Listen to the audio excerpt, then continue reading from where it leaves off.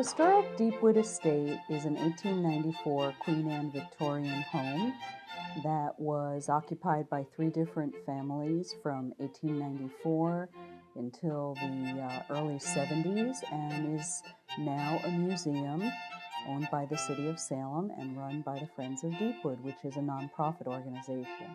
Historic Deepwood estate was designed by William Christmas Knighton, who coincidentally was born on Christmas Day. He also designed the Supreme Court building here in Salem and the Governor Hotel in Portland and became Oregon's first state architect. It was originally built for the Port family, Luke and Lizzie Port, and their children, Alpha and Omega Port. Dr. Port was a pharmacist here in Salem and owned a pharmacy on State Street. Luke and Lizzie Port were from San Diego, and they came to Salem as real estate speculators, which is something that we hear about now all the time. But even back then, people looked to different areas to buy property and invest in the area with the thought of earning money on their investment. The Ports only lived here for a year because during the building of this house, the Ports sent their son overseas to learn chemistry to take over the family's pharmacy business, but unfortunately the ship was lost at sea and his body was never recovered. So it wasn't a house full of joy, it was a house somewhat of sadness initially. The mother of the Port son and the daughter never even lived in the house. The house was built. Dr. Port lived here for a year.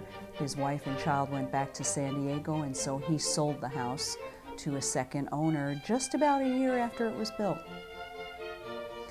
The Binghams were the second family to come to the property, and he was a justice on the court here.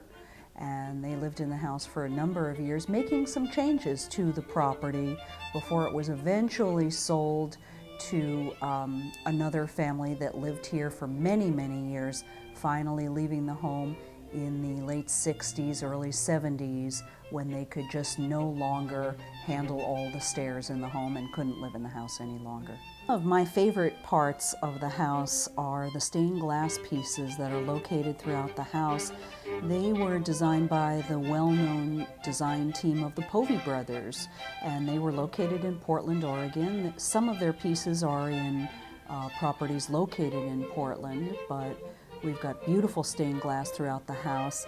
My favorite feature of the house is the whole fireplace area because it tells the whole story of the son who was lost at sea by the Ports. Since he was lost at sea before the house was completed, the fireplace is a commemorative piece.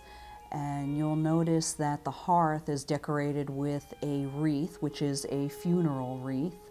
The stained glass in the fireplace itself, right in between the split flue fireplace, has 3 flowers and 1 bud, representing the 3 family members whose lives continued, and the bud being the son whose life never came to bloom. We've also got a funeral urn carved into the wood right above the tile work on the fireplace, and there is an egg and dart symbology in the top part of the carving of the wood, which represents life eternal.